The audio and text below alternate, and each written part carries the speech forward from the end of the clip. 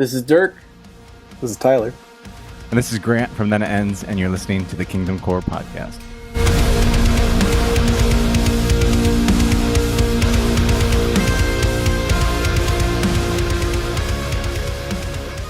Hey guys, welcome back to the KingdomCore podcast. Got your host Sean here and Chris.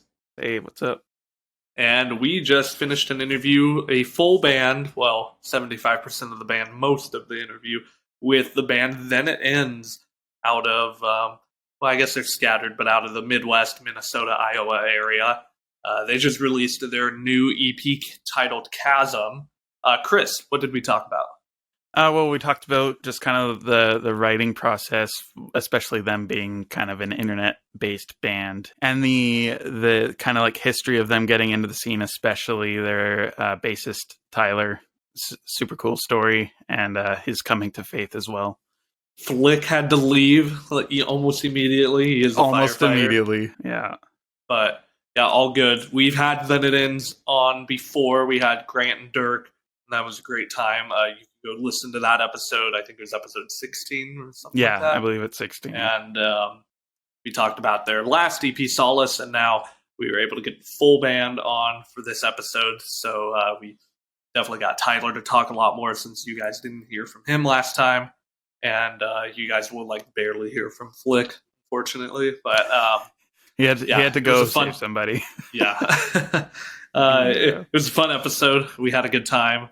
Chatted a lot just about the scene. Yeah, it was great episode, and here we go. The cool thing about it, though, is the music industry has changed so much with how music's released, right? That even though we put 3 songs out in 2022, and then Lifeless was the most recent one, but released it as an entire EP, it still shot out to a ton of people that had never heard it, and so just even the save rate on Spotify, just looking at the stats, there were so many people that saved the EP that it was like Anxiety was just released now rather than 6 months ago, Right. And so there's a bunch of people that actually didn't listen to the singles, so they didn't listen to any of the 3 songs that we put out, but they listen to everything as a whole, So I think that's the really cool way of doing things now. I think on, some of the YouTube marketing videos that people post, they call it a waterfall release, I guess, where it's, you release each song as a single, but then it's like a collective at the same time. So, let's just say we were to release another song off of Chasm, we would, not just put it as a single, but we'd also put the other 4 songs with it, and so it's almost brand new again to the algorithm and everything. So yeah, I think I've been noticing that trend where it's every single leading up to an album release, they do it say there's 4 or 5 singles, each one just builds on the next, and they group them together as a new single. Yep. That worked really well for Spirit Box. Spirit Box did that. Yeah. And you just saw if they were to, it's basically all singles that they already released, but they put them all together, and it just worked really well and just keeps kicking it out to more and more people who have never heard the band. I mean, so it's pretty crazy, right? With just the numbers, it's just reaching a ton of people over the last week and a half, which is really neat. So it's not just Lifeless. Yeah, it's all of them that are just getting That's shot all organic reach for you guys. Yeah, it's neat. It's crazy. And what does that writing process look like for each of you guys individually, since you guys do this all virtually? I'd love to hear each individual person talk about their writing process. Me too. Yeah, I mean, I'll start. Yeah, so I'd say my presence in a lot of the writing has been absent for pretty much a lot of this time as a band, and so a lot of that's just been life seasons and craziness going on. First half, 2/3 of us being together, being in full-time ministry, and just having some pretty tough stuff to go through, just as a church and just as a leader. And then now we transition. We're in a different city since the last time we talked on this episode. We're in Des Moines now, my family and I. And so I live about 5-7 minutes away from Flick and like 20-ish minutes away from Tyler. So yeah, it's nice. So with that, I just really did not have a place to get away in our old house to have some quiet, because I also have 2 kids, and a time to even just play freely in my own time. And now I do have that. So we moved down into our house, and we had a lot of mold issues, and so there's a lot of unexpected things to deal with. But currently, I'm sitting in the 90% done room. As you can tell, the ceiling is exposed. But I have one guitar hanging up, and give us a spin, and the drums over there. So nice.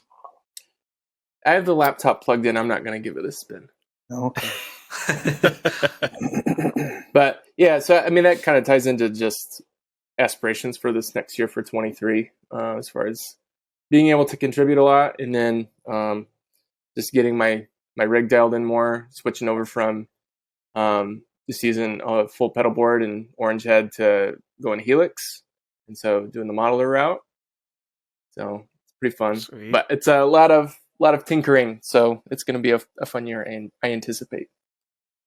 And I'm drinking Blackberry Lemon. Not a sponsor. You didn't ask. But we are sponsored by water. I'm just kidding. All right, Tyler, what about you? What's your writing process look like? Yeah, the process with Then It Ends has been different for me. So with Dividing the Masses, all the guys lived in a house together. And so when we wrote, it would just be like me and Flick and Drew are all up and not going to bug the neighbors. So just get down in the basement and start jamming together, and then something would stick. Where because of our distance and because of the circumstances when the band started, the process has been a lot more individually driven. So Grant does the majority of the writing. He comes up with riffs. He comes up with some chord progressions, some lead lines over top of it, some concepts, and then he sends that out. And Flick, I'll speak for him since he's saving lives. Flick really contributes a lot rhythmically, kind of gives the song some dynamics. He writes out the drum parts. Grant and Flick kind of bounce stuff back. The best thing I can contribute, something that I feel like I've been able to contribute in the other bands I've been in, is helping with transitions and dynamics, giving a little feedback here and there, making sure that the songs hit where they're supposed to. But again, Grant does the majority of riff writing and recording before we contribute. But he's always open to input. Has been really flexible. He holds on loosely, and I think Dirk does a good job contributing the occasional. He adds value too in a similar way, like contributing to the dynamics of the song. But yeah, I am looking forward to seeing the band now that we're the instrument now that all the musicians who play instruments are together. Sorry, Grant. You're not a real. Now that all the real musicians, I'm a vocalist. live in the same. I'm not real. He's an imaginary musician. Yep. Now that all the guitarist and drummer in the same metro, it's gonna be fun. Hopefully jamming together. Yeah, it's gonna be cool. It's a dream, but it's a realistic dream. How far is Grant from you guys? I'm about 4 hours away. Oh, Okay. man.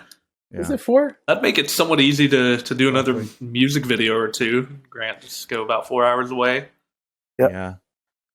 That's one thing though. I'd love to do music video, but right now they're expensive, and the return on investment on those is just not good. You know, they're too much. You know, I'm just like, yeah, if you're going to spend $2,000 on a music video, you're like, man, that's like 700,000 streams. You know, like that's what goes through my mind, right? You're like, that's a lot of money, you know, or 500,000 streams, whatever it is, you know. So that's 500,000 streams to make that back, you know. And so I said to the other guys, I'm like, man, it's just not. I loved our music videos; they were fun to do. You realize quickly how out of shape you are when you do those music videos. It's like, oh, it hurts so bad. I was so bung over the next morning. Absolutely. Bung over. It's true. It's a real thing. Yeah, I mean, and I think music videos are effective, but I was telling someone this the other day. It's like YouTube is one of those things, because that's where basically music videos are, right? For some reason, we just don't do well on YouTube algorithm. Again, I don't know why. Like, you know, the other platforms we do really well, but YouTube is just not one of those platforms. So for us to put a music video out, it'd have to be on like a really big channel, you know, or something along those lines that could actually push us out there. But it just seems like even the channels that were once bigger metalcore channels haven't been growing in recent months or years or so. I've checked them out, and it's just, as I say, it's still not worth the investment.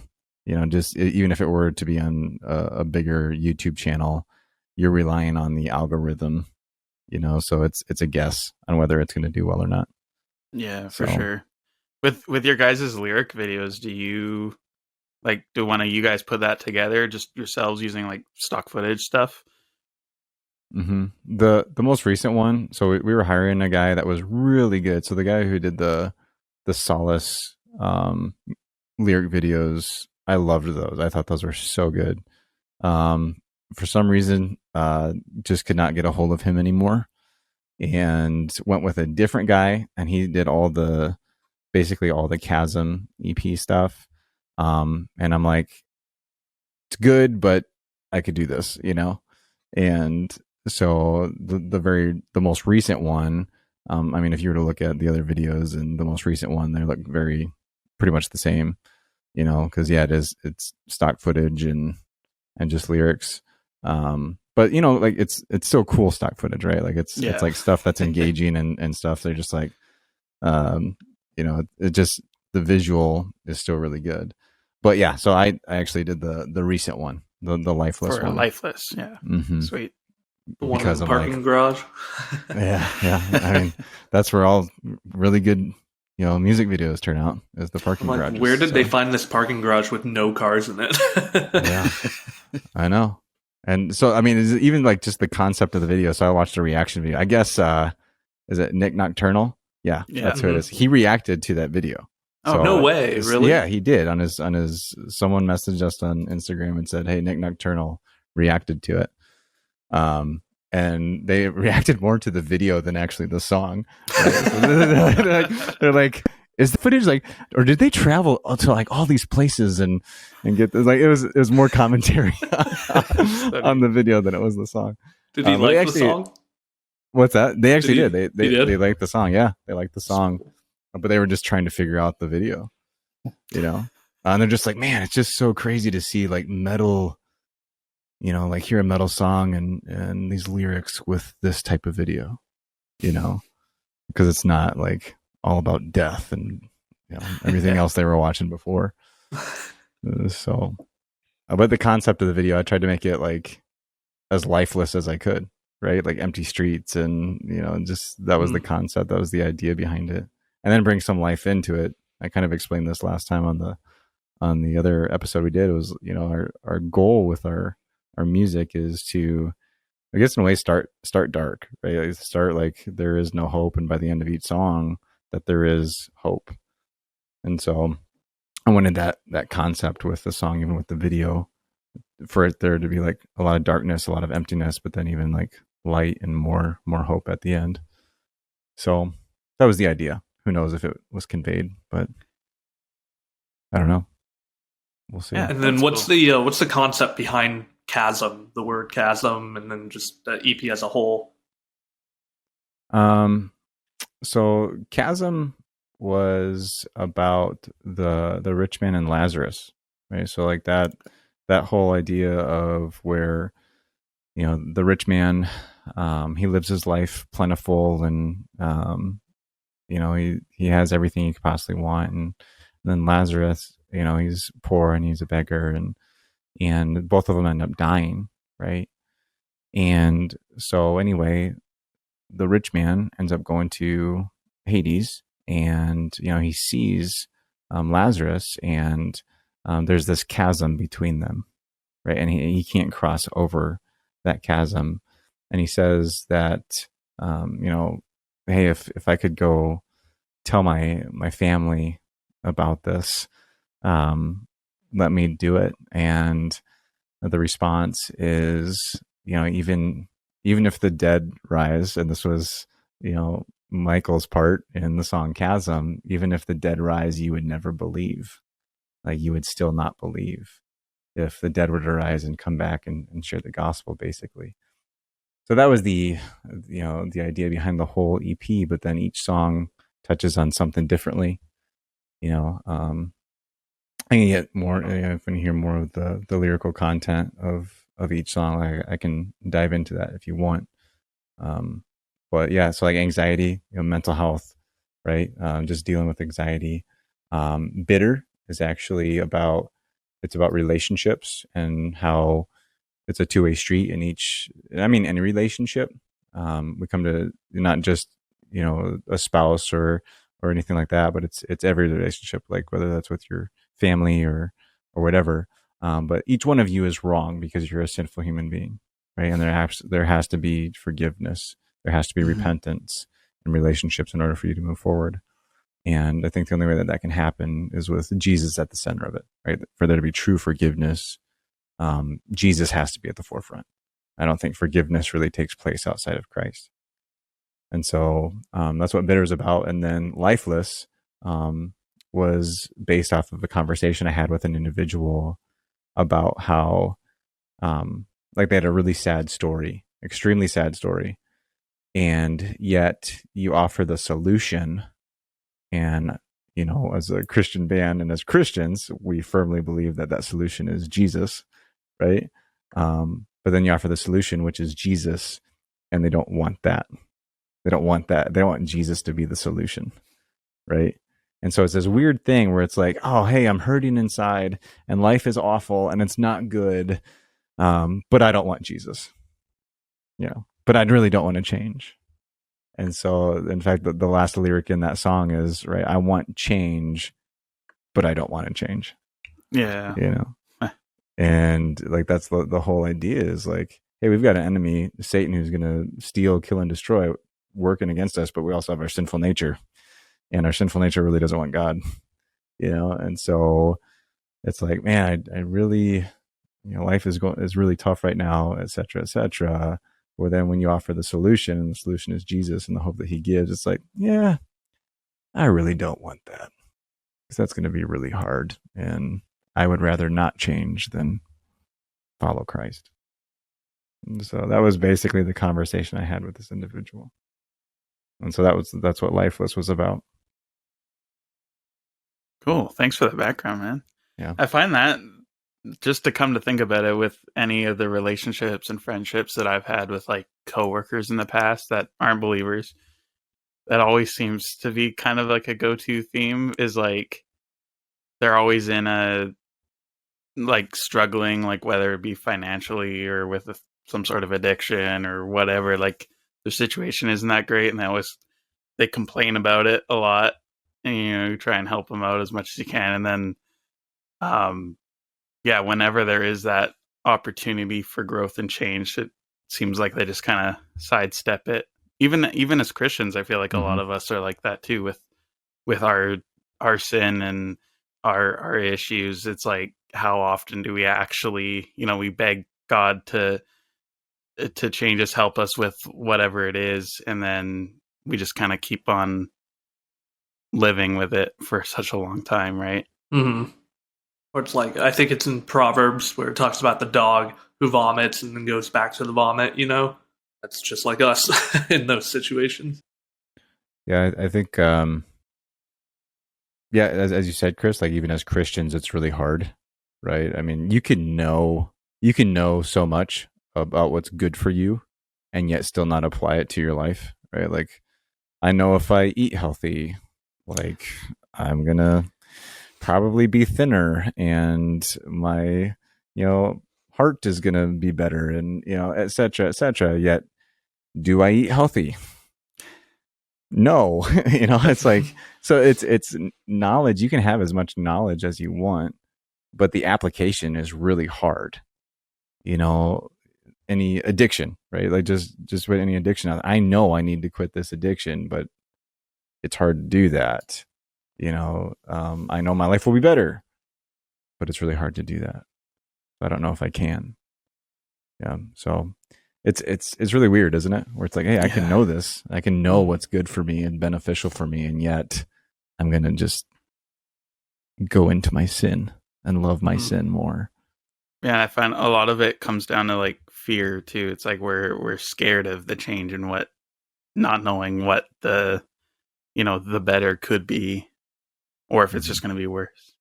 And I think it's key how you said the word fear there, because we know that the Bible says that the fear of the Lord is the beginning of wisdom and knowledge. And I think drawing a line between the knowledge and wisdom is good, because wisdom is the application of knowledge. And so you can know all these things, but you're not doing that.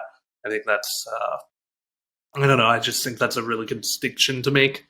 And like you said, with the fear, if you fear the Lord, like have a healthy fear, and you do these things out of reverence to him and out of service to him, that these healthy things, God set the boundaries for us. And if we go outside of those, we will not be fulfilled. We will, we will be broken. We will be hurt, and that's all because God made the bounds, the boundaries. We went outside of his boundaries. So that's definitely good. I think we've all, like you said, have been there. Like, I want to change, but I don't want to change, Tyler and Dirk, you want to add to that at all? I'm in agreement. can relate. Get it. I'm so sorry. I need to go blow my nose. I accept. I feel like I'm getting a cold, and it's just starting to hit me, and I'm like, oof. 2 seconds. I'll be right back. Do you want to unpause it and we can say bye, Dirk? Bye, Dirk. Bye, Dirk. Bye, Dirk. We miss Bye, you. Dirk. A lot happened in the last 3 seconds. So, listeners, for our audio listeners, you missed a dramatic fight between Chris and Dirk. Yeah. Really hated the fact that I had to go blow my nose. It was animated, very visually animated. No words needed to be said. It's brutal. Oh man.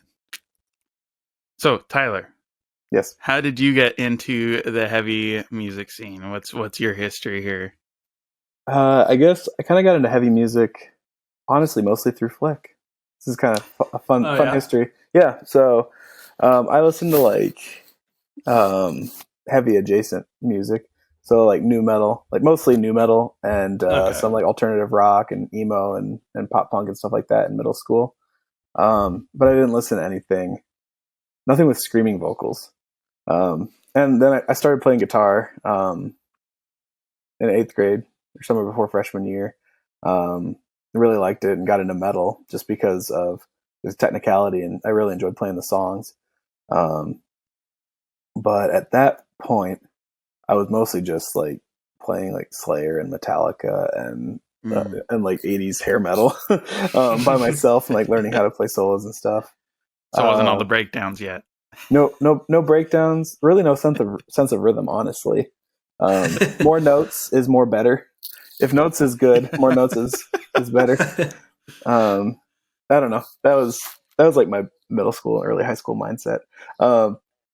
So I ended up in a CAD class, engineering CAD and drafting class with Flick. He and I like knew each other. He's super goofy, as you can probably tell by the way he is. Really quiet, pretty quirky, and I was also goofy, but in a different way. So we weren't really friends. But then I actually ended up dating a girl who was pretty good friends with him. shout out to Zerk. It was Zerk's ex-girlfriend, Annie. Thanks, Annie. Which this is all the bandmates, by the way. So I wasn't like Zerk and I like loosely, like we hung out a little bit in middle school. Hung out with like the same friends, but weren't really friends. And Flick and Zerk were like best friends. I didn't really know Flick very well, but when we started hanging out with Annie, she was still like close enough friends with Flick that she was like, "Hey, if you play guitar and he plays drums, you guys should hang out." And so she like arranged for us to get together and play. And it was Sounds so like a fun. blind date. Yeah, it was kind of. I mean, we could see, but not very well. Maybe it was like a date without our glasses on.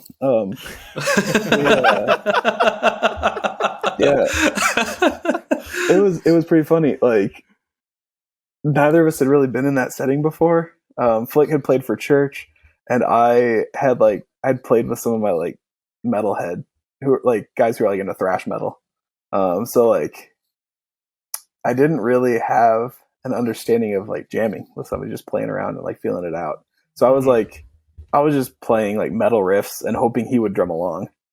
And then we stopped playing, and Flick had some Mountain Dew and Pop-Tarts, and then he showed me some bands, and he's like, "You should learn to play these."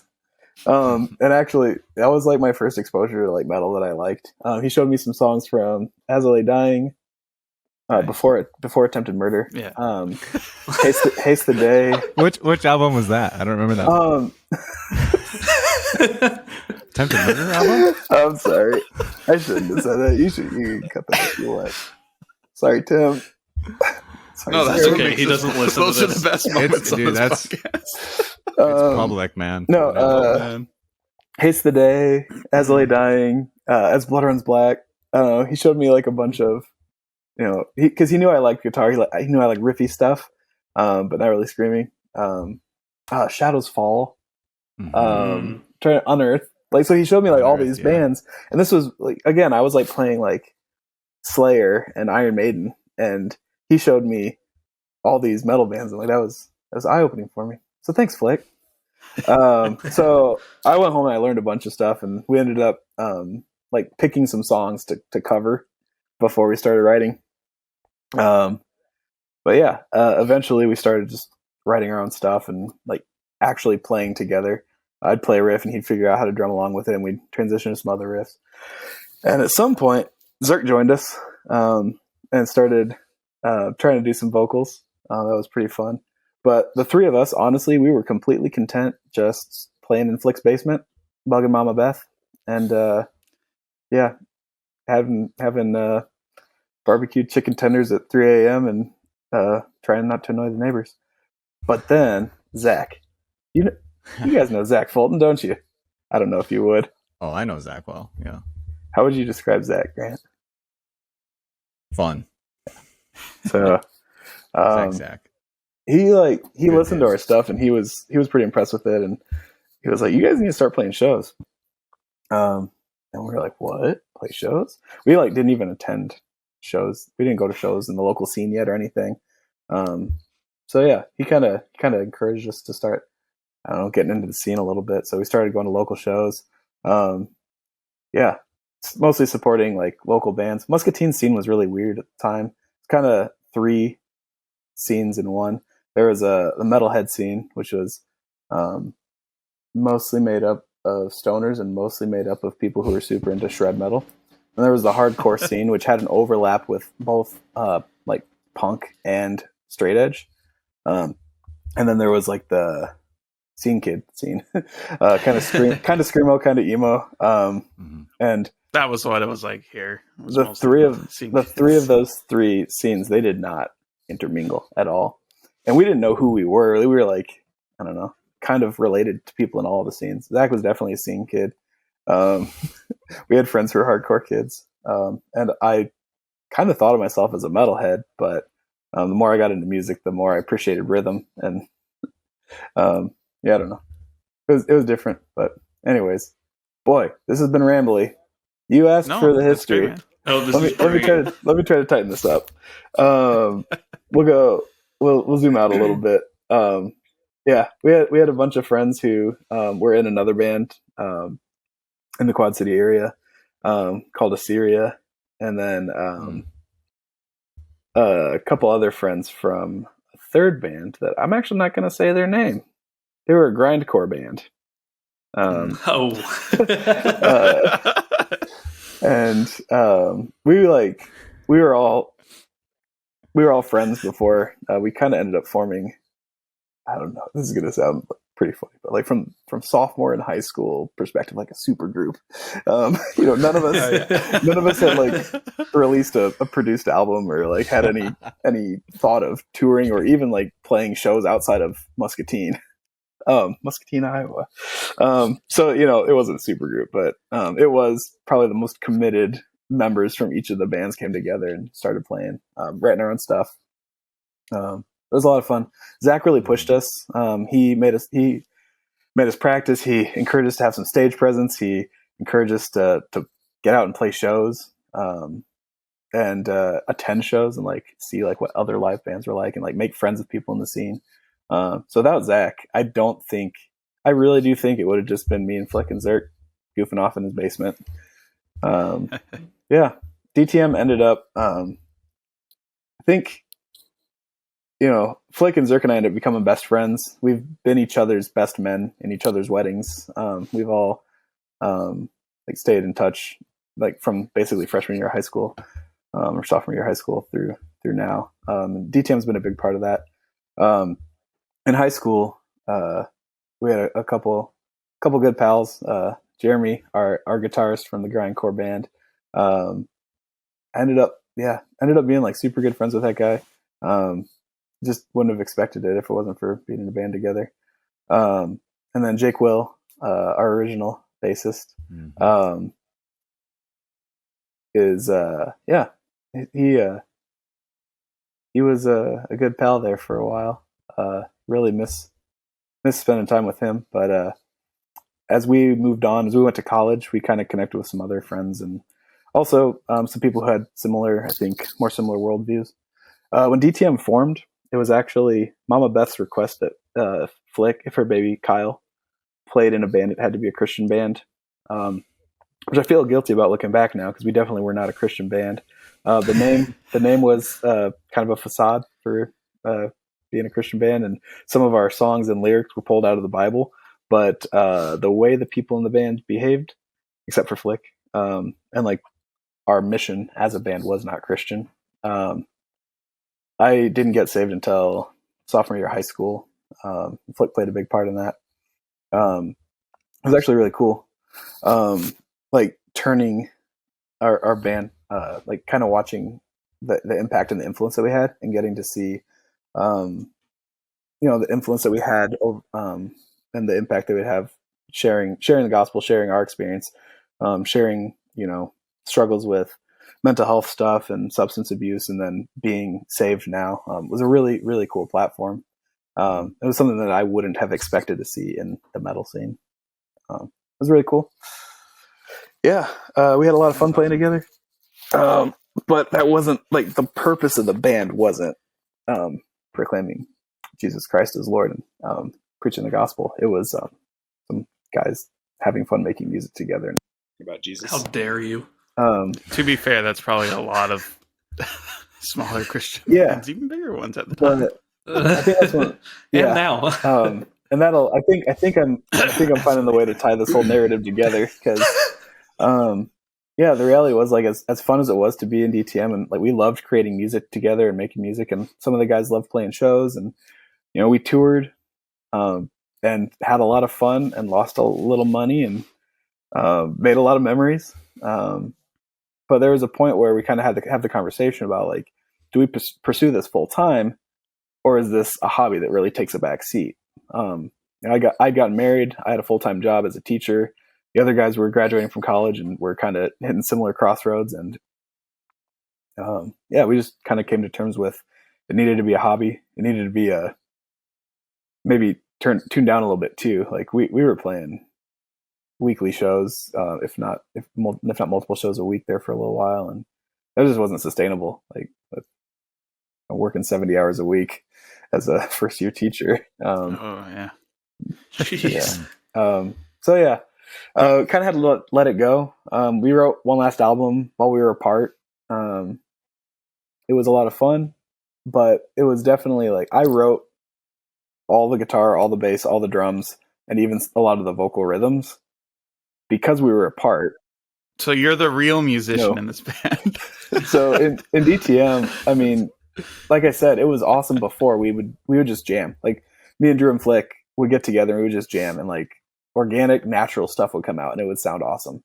And this album was more like we were all apart, and so like as like a creative outlet, I wrote a lot of our stuff and just sent it to the guys, and they would give feedback. They'd tweak some stuff. But then when we recorded it, like, I don't know, it didn't feel like a collaborative effort, and it didn't really feel like DTM anymore. It kind of just felt like, I don't know, felt a little empty. Like it felt like we lost the purpose for like why we were playing music. So that was kind of that. We talked about planning a last show, and kind of broke up a little bit, fizzled a little. So We're still waiting on that last show. we are. Dude. I'll be there Yes, you in will. the pit. It'll be a reunion and a farewell one at the same time. Yeah. So I think the really cool thing about Then It Ends, after my way too long, way too detailed story. Sorry about that. All good, dude. I honestly never thought I'd get back into the music scene. I never thought I'd get back into metal. Really, I was actually talking with my wife a couple of years ago about how I felt like I had lost like a mission field, like a really clear mission field that God had called me to. I was like reflecting on how I missed being in the music scene. Because there's so much brokenness and relatable brokenness. Mm-hmm. And like literally that week, Grant texted me and asked if I had time for a call and wanted to talk to me about making music for Jesus. And the vision he had for Then It Ends is really cool. I did not think I would ever get back into music, especially not having kids now, and I guess just being busier. Like I kind of stopped talking about that part of my life. But I'm definitely glad that Grant reached out, and I'm really grateful that that I get to be involved with this. And it's been awesome to see the fruit, the people that are reached, and the hope that's inspired from this band. Yeah, that's awesome. I do Thanks have for to sharing. Yeah, I have to you, brag up DTM a little bit, Dividing the Masses. So I was You're the biggest fan. always. They were definitely bigger fans. Like they put on an insane show. Like they were like when we did shows together, it was insanity. Like it was with Past Unknown and Dividing the Masses, the few shows that we did together. We also did that tour together with Phineas. Okay, so it was Phineas, The Good, the Bad, the Chugly, Phineas, A Past Unknown, and Dividing the Masses. It's okay. But you guys, Tyler, he alluded to this, but he said, like their whole, their mission wasn't to go out and tour and get signed and do that, but from a talent perspective, like as I'm sitting there and I'm seeing these guys play, I'm just like, at the time, I remember one of the bigger deathcore bands at the time was like Chelsea Grin, and just bands along those lines, and I'm just like, you guys could be that. I'm like, you guys have the talent. You guys put on insane shows. Everyone's into your music, and like I think just from a musician standpoint, like they were that good, and they had the hype. So I know Tyler's not going to get a big ego by me saying this, but I was always just like, I was like, man, you guys, you could do it, right? Like you could do it if you guys just drop out of college, like just do it, like just go. We just didn't want to. I think I appreciate the kind words, but yeah, when we were at Cornerstone, we had we were talking to a couple record labels, and it was just like eye-opening, like how big of a commitment it is to sign. And I think when we weighed the costs, the majority of the band just agreed. It's just not something that we're willing or able to commit to. But yeah, I kind of felt bad if I'm being completely honest, which I guess I should be honest. I think I kind of felt like the catalyst for DTM breaking up, just because I was the one who like hard no, there's no way we're doing this. How am I supposed to pay for health insurance for my family? or like how am I going to start investing for retirement? I'm giving up a lot. Giving up a lot here. Okay, Giving up Dad. a lot here, guys. I don't know, but yeah, it would have been. I still wonder what if, but I'm grateful for the way it worked out and where we are now. Mm-hmm. Think of that one show we did together at La Vida, and everyone was going like jumping around and going so crazy during DTM set. By the time like we went after them, there was a crack in the ceiling and the floor underneath where the space was, and so like everyone had to chill out when we played. Were you guys recording a live video that night? Yeah, I'm sorry. We did. Well, yeah, we broke the floor, and I think the dance party the week before did. There was like 500 people in that room the week before who destroyed it. And then playing break stuff? No, bodies. Playing a break stupid new metal cover. Playing a stupid new metal cover. Yeah, was probably a bad idea too. But yeah, the venue host asked everyone to stop hardcore dancing, moshing, mic diving, everything like that. And I mean, it was still a really fun set when you guys played, but definitely a little less. Awesome. Unfortunately, they weren't allowed to have the same energy. That was a fun show. It was fun. It was a cool scene.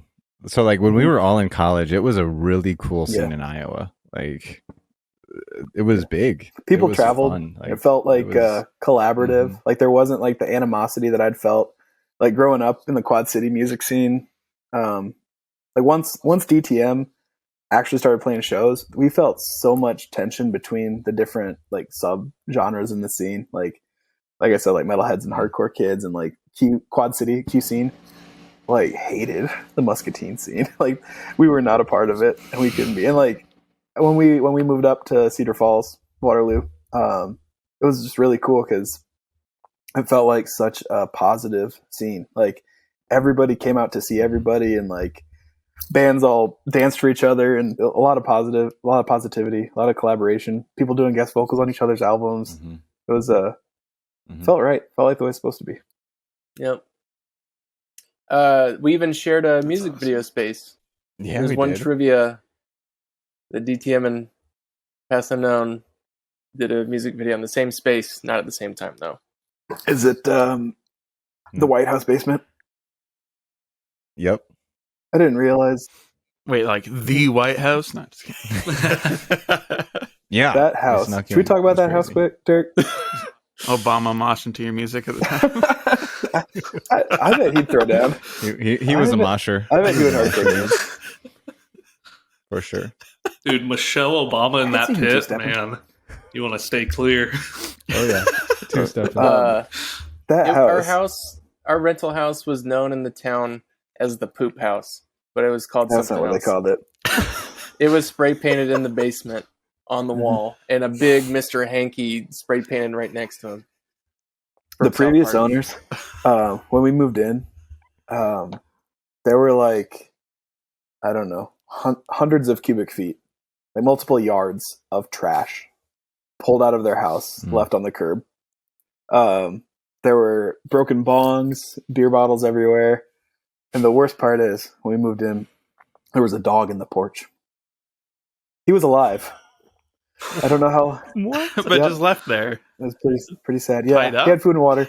He was there, but I guess like. Did you guys keep him? No, we weren't in a place where we could care for a dog. He went to the Humane Society, but yeah, it was a weird place. But we moved in, and there were 11 guys living there for a while. From was it four or five bands in the scene? We had what? Wow. Hang on a second, I can do this. This is like the streamer house phase. Allos? Yeah, Allos? Like that 2008 hype house. Jordy. Come on. Remiss. Jordy. Yep. Senseless Beauty. Remiss. Yep, Senseless Beauty. Yeah. Two vocalists from Senseless Beauty. Oh, and Matt Free. Oh, don't forget Matt Free. Yeah. So we had 11 guys from 7 different bands from northern Iowa music Wow. scene. Skippy counts as his own band. Mm-hmm. That's true. He was also in Mason Bass. So that's 8. See, that could have been a super Yeah. group. 7 different I can bands. smell But yeah, that out. was yeah, that was a lot of fun. I had some great memories from that time. So Yeah. yeah, Flick was dad and I was mom. Tried our best to keep the house in order and keep things clean. Respect each other, respect the space. How'd that work out? And you learn some life lessons the hard way. Sometimes you don't learn by getting told what to do. What was it like having 9 man children? To clean be up. fair, we did have a couple little men teenagers. Like Dirk and Drew were probably both, like, I would say, responsible for themselves and not causing problems. Not Grant. But there were definitely I was some in there. layers I where would orchestrate. like we had from people who picked up for everybody, people who took care of themselves, and then people who expected everybody else to take care of them. Maybe even all the way down to people who actively destroyed the space. I don't know. It's challenging.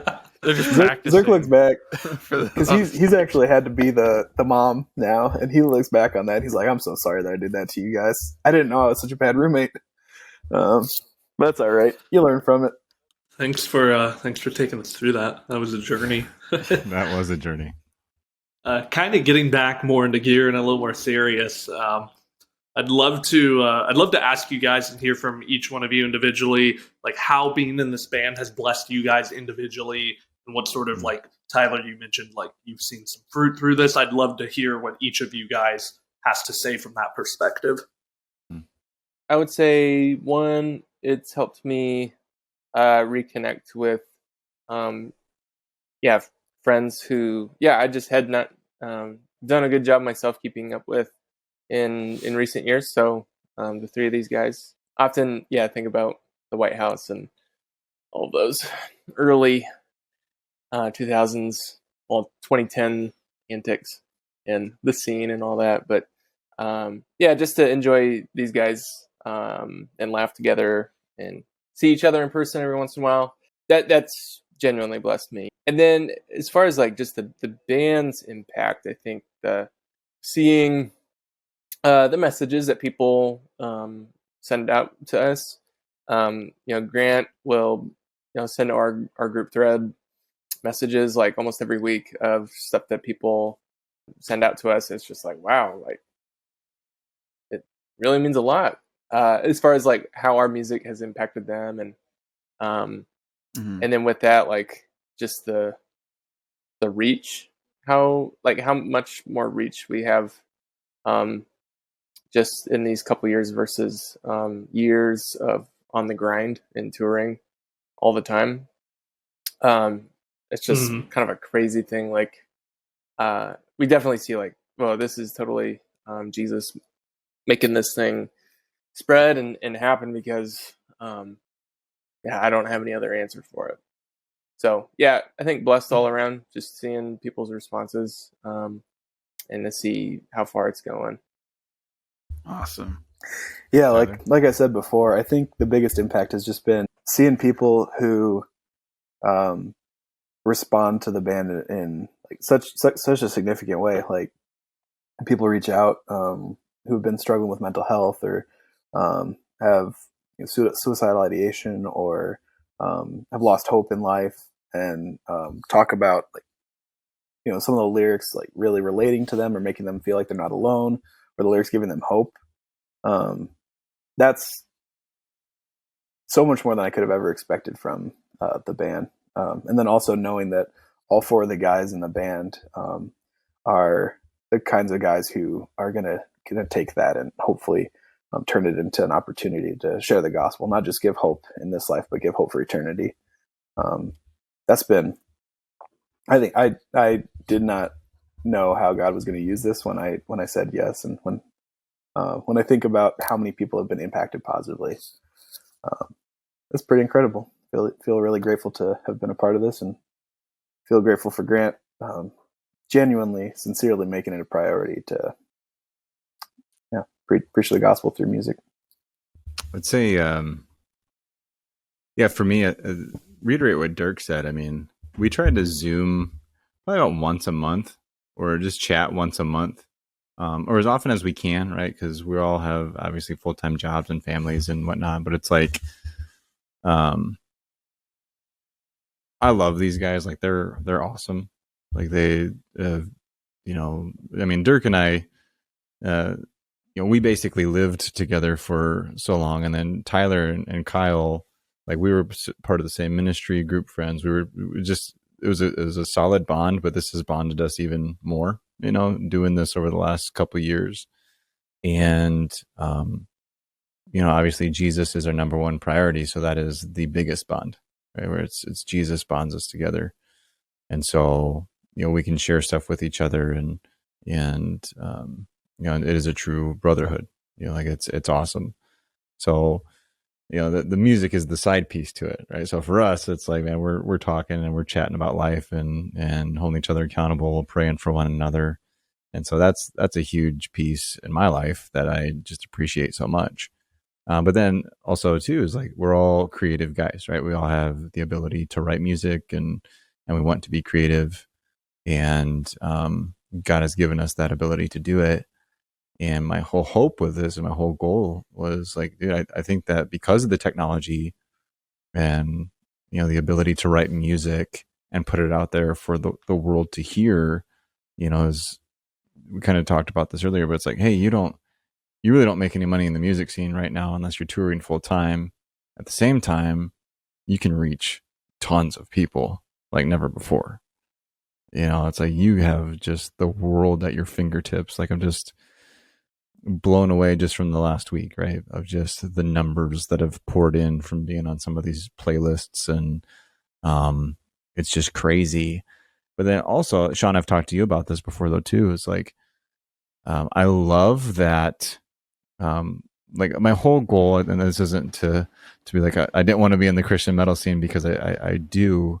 I want to be an encouragement to the Christian metal scene, but I also want to reach those who don't know Jesus, who are searching for truth and hope. And I would say a majority of our audience now, I don't think it was this way 2 years ago, but I would say a majority of our audience now is predominantly not Christian, and so I think that was a goal of mine. It's like, hey, I want people who are believers to be encouraged, but I also want non-believers to listen to our music and be encouraged to seek truth, right? Or be encouraged to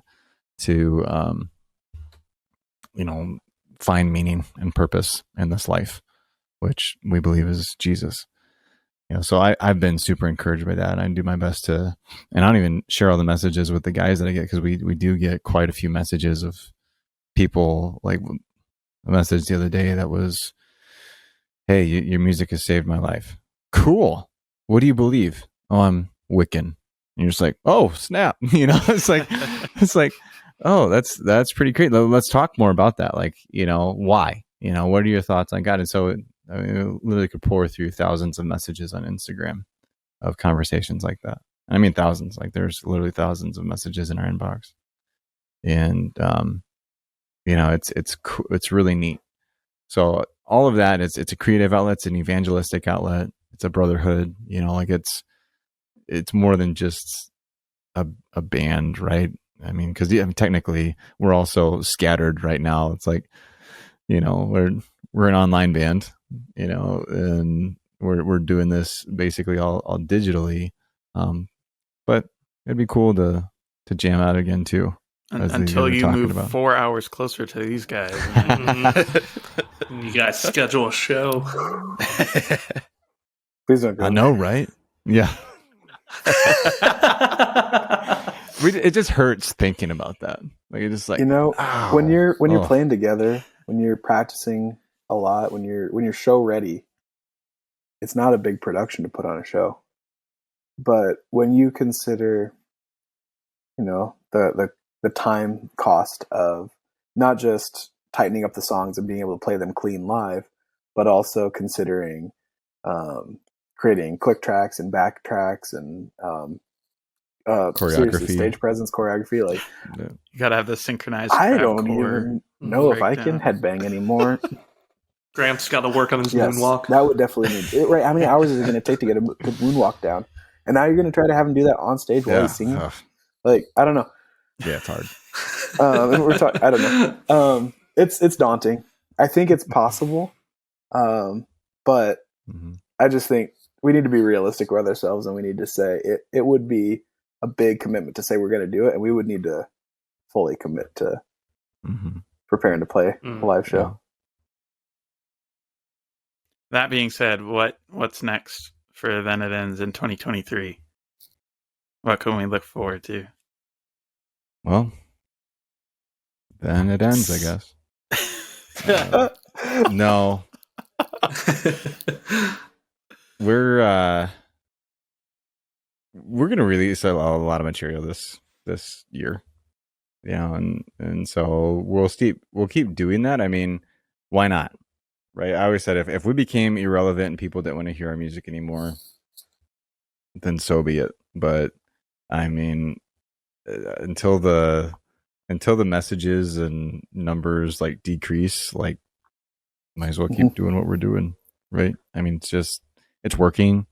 I do think the next thing, like if we were to get to a point where a show would make sense, I think that we've all talked about it, we would consider that. But as Tyler said, like it would be a commitment, right? And it would have to be worth the time, the effort, the everything to consider doing it, because we're not grinding like we were 10 years ago. I mean, and we're not show ready like we were 10 years ago, and where it was just easy to go to the next place and do a show because you were so ready to do it.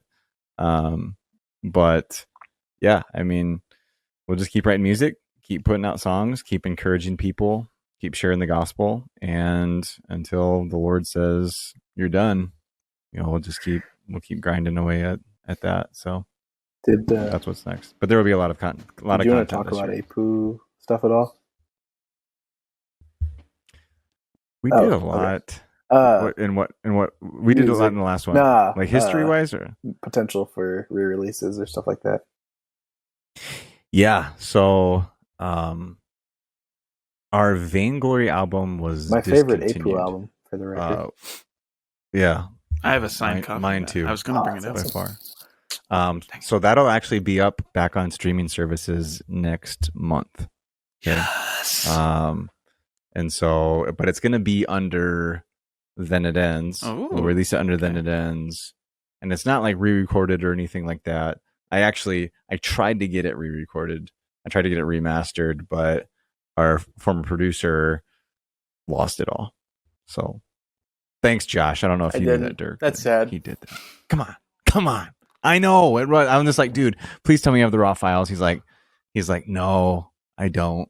He's like, I'd totally change my stuff to a new system. I'm just like, no.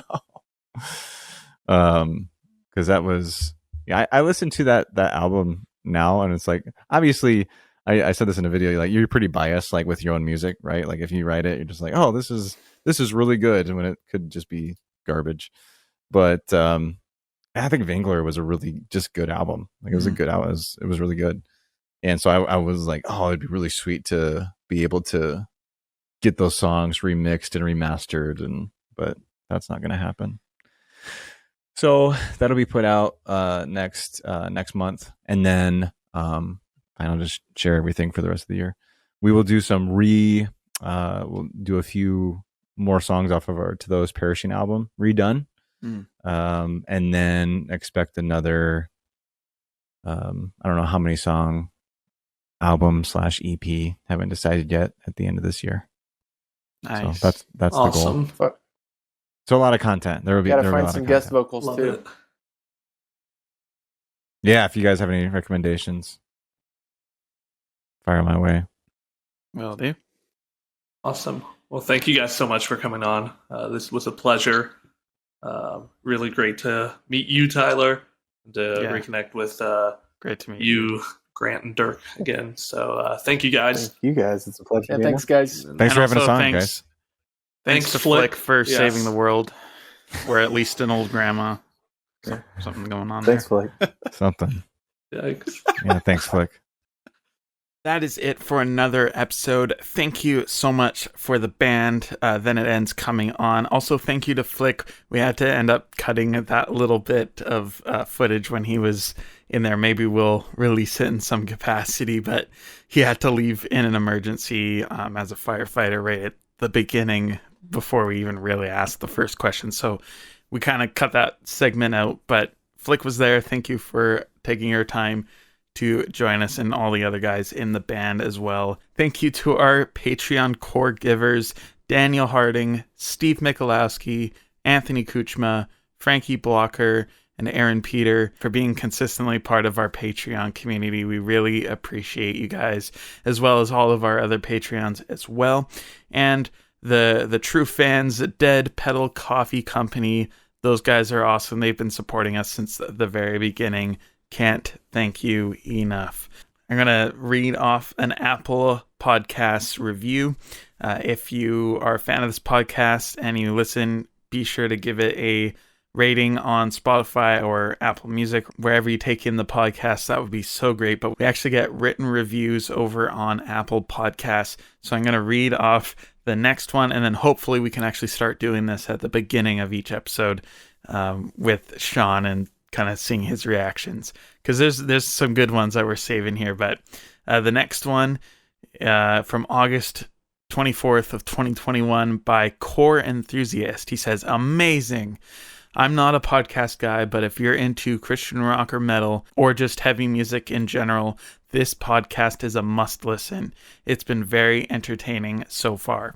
And that was just after our first couple episodes or so. So thank you for leaving the review. And yeah, we just can't say thank you enough for all of you who continue to listen to this. I think either as this episode drops or just before, we're actually surpassing 20,000 downloads in total for all the podcasts across all platforms, except for all of the thousands upon thousands of you who have listened on YouTube and watched the YouTube versions.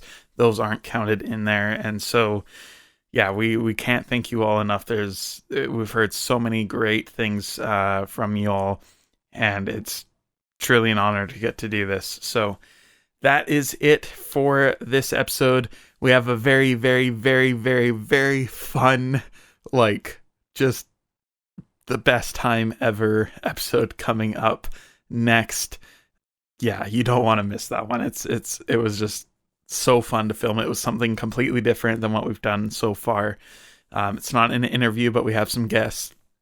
And I just hope you guys come along for the ride and come hang out, because yeah, it's just a fun time. I'm going to stop rambling now. That's it for this episode. Thank you all. We will see you again soon.